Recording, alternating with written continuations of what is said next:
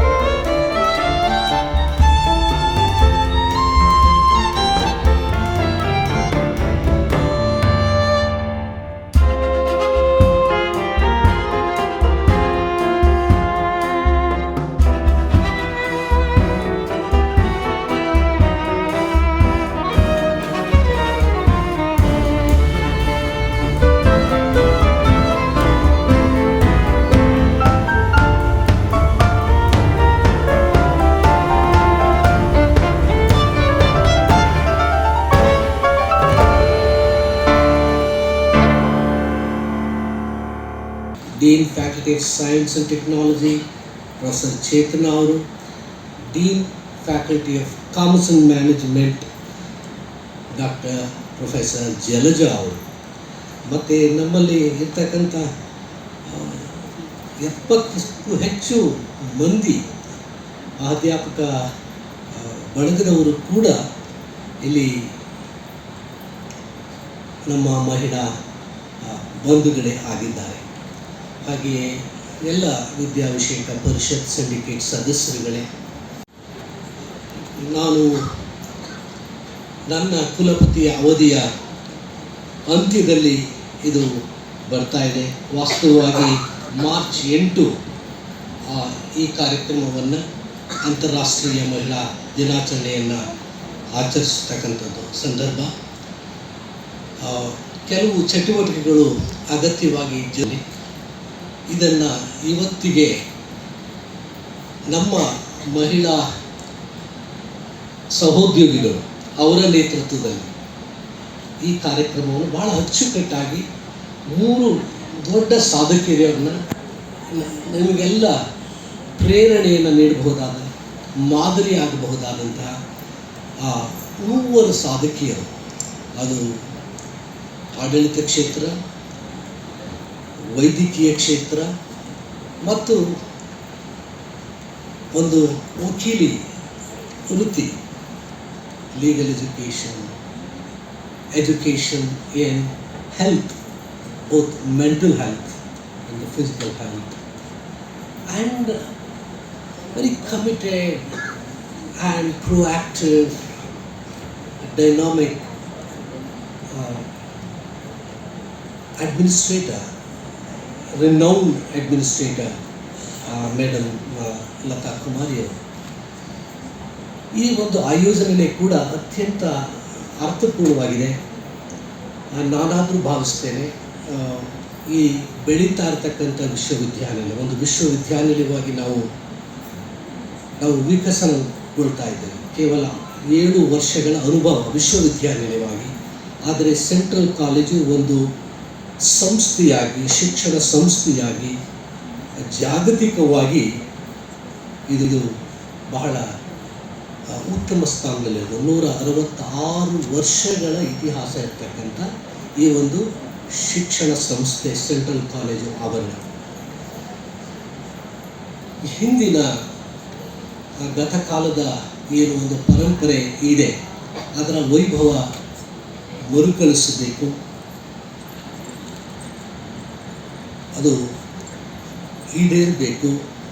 ಶಿಕ್ಷಣದಿಂದ ಮಾತ್ರ ಒಬ್ಬ ಅಸಾಮಾನ್ಯನಾಗಲಿಕ್ಕೆ ಸಾಧ್ಯ ಆಗೋದು. ಹಬ್ಬದಿಂದಲೇ 4 ವರ್ಷಗಳಿಂದಲೇ ಈ ಹೊಸ ತಲೆಮಾರಿನ ಕೋರ್ಸ್ಗಳಾದಂತಹ ಅದು artificial intelligence, data science, data analytics, business analytics, ಜೊತೆಗೆ ಎನ್ವೈರನ್ಮೆಂಟ್ ಆ್ಯಂಡ್ ಕ್ಲೈಮೇಟ್ ಚೇಂಜ್. ವಿಶ್ವವಿದ್ಯಾಲಯದಿಂದ ಅಂತಾರಾಷ್ಟ್ರೀಯ ಮಹಿಳಾ ದಿನಾಚರಣೆಯನ್ನು ಆಚರಿಸ್ತಾ ಇದ್ದಾರೆ. ಅದಕ್ಕೆ ಹೇಳ್ತಾ ಇದ್ದೆ ನಾನು, ನಮ್ಮಲ್ಲಿ ಎಲ್ಲ ಎಕ್ಸಾಮ್ಸ್ ಮುಗಿತಾ ಇದೆ, ಎಲ್ಲರೂ ಇನ್ನೂ ಮುಗಿದೇ ಇರೋರು ಎಕ್ಸಾಮ್ ರೆಡಿ ಆಗ್ತಾ ಇದ್ದಾರೆ. ಯಾರೂ ಇರೋದಿಲ್ಲ ಆಡಿಯನ್ಸ್, ಕೆಲವು ಸಿಬ್ಬಂದಿ ಮತ್ತು ಮಕ್ಕಳಿರ್ತಾರೆ.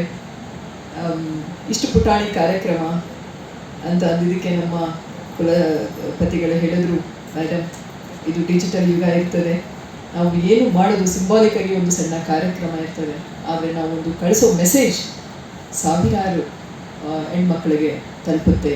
ಕಾರ್ಯಕ್ರಮವನ್ನು ಇವತ್ತು ಬೆಂಗಳೂರು ನಗರ ವಿಶ್ವವಿದ್ಯಾಲಯ ಆಯೋಜಿಸಿದೆ. ಅದಕ್ಕೆ ನಾನು ಮೊದಲನೇದಾಗಿ ಅವರಿಗೆ ಅಭಿನಂದನೆಗಳನ್ನು ಹೇಳ್ತೇನೆ.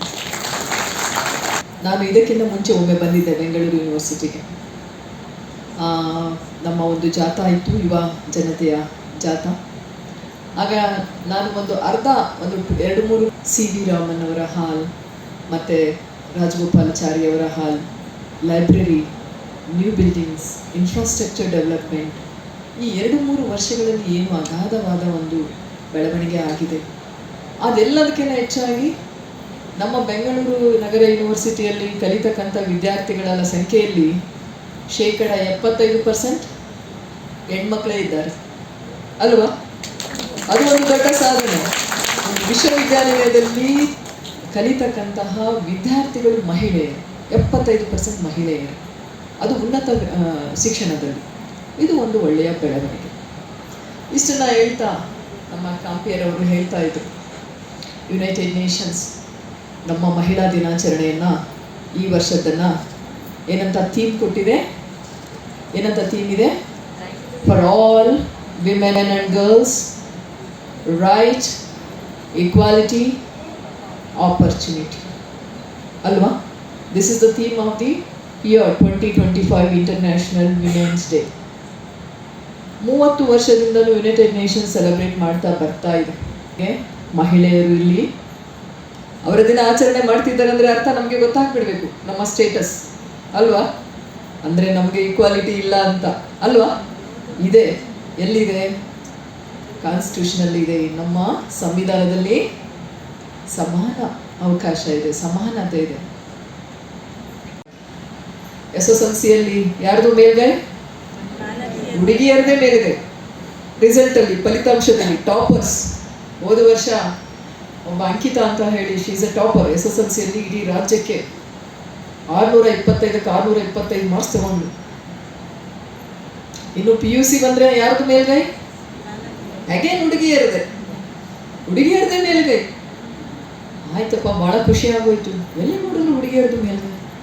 ಅರೆ ಯಾರು? ಆಮೇಲೆ ಎಲ್ಲಿ ಹೋಗ್ತಾರೆ ಇವರು ಅಲ್ವಾ?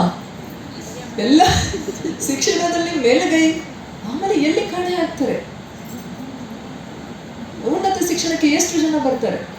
ಎಷ್ಟು ಜನ ಡಿಗ್ರಿ ಮಾಡ್ತಾರೆ? ಎಷ್ಟು ಜನ ಪೋಸ್ಟ್ ಗ್ರಾಜುಯೇಷನ್ ಮಾಡ್ತಾರೆ? ಎಷ್ಟು ಜನ ಟೆಕ್ನಿಕಲ್ ಎಜುಕೇಷನ್ಗೆ ಹೋಗ್ತಾರೆ?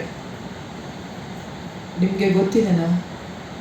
ನಮ್ಮ ದೇಶದಲ್ಲಿ 48% ಜನಸಂಖ್ಯೆವಾರು ಮಹಿಳೆಯರು ಇರ್ತಕ್ಕಂಥದ್ದು. ಹೌದಲ್ಲ? ಕೆಲಸ ಮಾಡೋರು ಎಷ್ಟು ಜನ? ಅದರಲ್ಲಿ 3 ಜನದಲ್ಲಿ 37 ಅಂತ ತೋರಿಸುತ್ತೆ ವರ್ಕ್ ಫೋರ್ಸ್ ಎಷ್ಟಿದೆ ಅಂತ ಹೇಳಿ. ಅದರಲ್ಲಿ GDPಗೆ ಕಾಂಟ್ರಿಬ್ಯೂಷನ್, ನಮ್ಮ ದೇಶಕ್ಕೆ ಕಾಂಟ್ರಿಬ್ಯೂಷನ್, ಇನ್ಕಮ್ ಕಾಂಟ್ರಿಬ್ಯೂಷನ್ ಎಷ್ಟು ಆಗ್ತಿದೆ? 5ರಿಂದ 6%. ಏನು ಇದು? ಅಂದರೆ ಎಲ್ಲರೂ ಕೆಲಸ ಮಾಡ್ತಾರೆ ಅಲ್ಲ? ಎಲ್ಲ ಕೆಲಸ, ಎಲ್ಲ ಮಹಿಳೆಯರು ಕೆಲಸ ಮಾಡಿದರೆ ಯಾರು ಮಹಿಳೆ ಇದ್ದಿರಂತ ಕೈ ಎತ್ತಿ ಇಲ್ಲ. ಮನೆಯಿಂದ ಹಿಡಿದು, ಹೊರಗಡೆ ಹಿಡಿದು, ಹೊಲದಲ್ಲಿ ಹಿಡಿದು. ಈಗ ನಮ್ಮ ಗಾಂಧಿಯವರು ಹೇಳ್ತಾ ಇದ್ರು, ಕುಲಪತಿ ಅವರು, ನಮ್ಮ ಯೂನಿವರ್ಸಿಟಿ ಇಷ್ಟು ಚೆನ್ನಾಗಿ ಸ್ವಚ್ಛವಾಗಿ ಇದೆ ಅಂದರೆ ಮೇಡಮ್, ನಮ್ಮ ಸ್ವಚ್ಛತಾ ಮಹಿಳೆಯರು. ಒಂದು ದೊಡ್ಡ ಕ್ಲಾಸ್. ಎಷ್ಟು ಹೆಮ್ಮೆಯಿಂದ ಹೇಳ್ತಾ ಇದ್ರು ಅವರು. ಮೇಡಮ್, ಅವರು ಎಷ್ಟು ಚೆನ್ನಾಗಿ ನೀಟಾಗಿ ಬದ್ಧತೆಯಿಂದ ಕೆಲಸ ಮಾಡ್ತಾರೆ ಅಂದರೆ, ನಮ್ಮ ಇಷ್ಟು ಸ್ವಚ್ಛವಾಗಿ ಇಡಲಿಕ್ಕೆ ಅವರ ಪ್ರಯತ್ನ ಭಾಳ ಇದೆ.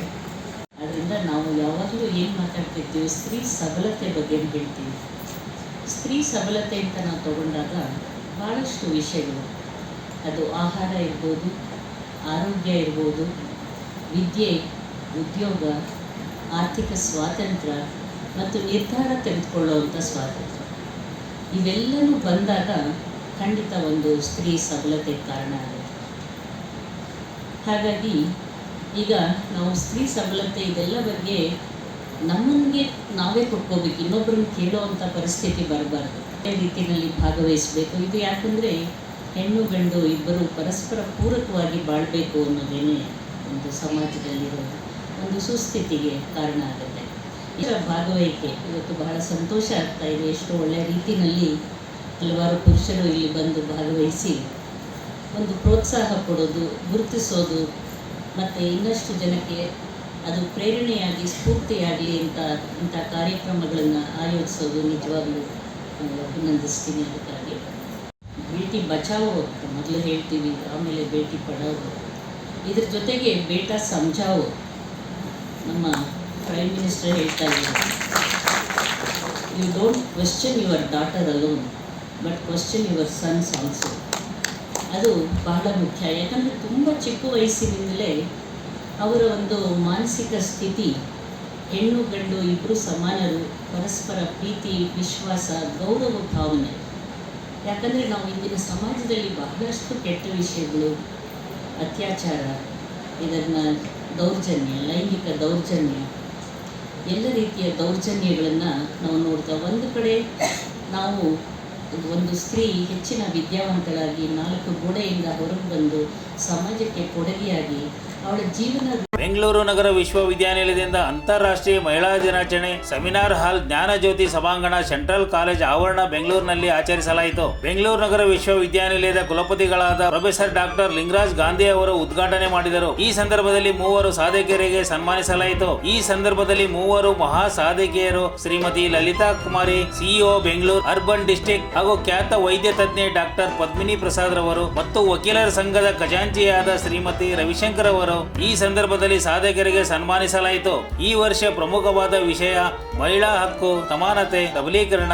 ಈ ವಿಷಯದ ಅನ್ವಯ ಸಾಧಕಿಯರು ವಿಶ್ವವಿದ್ಯಾನಿಲಯದ ಪ್ರಾಧ್ಯಾಪಕರನ್ನು ಕುರಿತು ತಮ್ಮ ಅನುಭವ ಆಲೋಚನೆಯನ್ನು ಹಂಚಿಕೊಂಡರು ಹಾಗೂ ವಿಶ್ವವಿದ್ಯಾನಿಲಯದ ವಿವಿಧ ಚಟುವಟಿಕೆಗಳನ್ನು ಆಯೋಜಿಸಲಾಗಿತ್ತು. ಸ್ಪರ್ಧೆಯಲ್ಲಿ ಬಹುಮಾನ ಗಳಿಸಿದ ಮಹಿಳೆಯರಿಗೆ ಬಹುಮಾನ ನೀಡಿ ಗೌರವಿಸಲಾಯಿತು.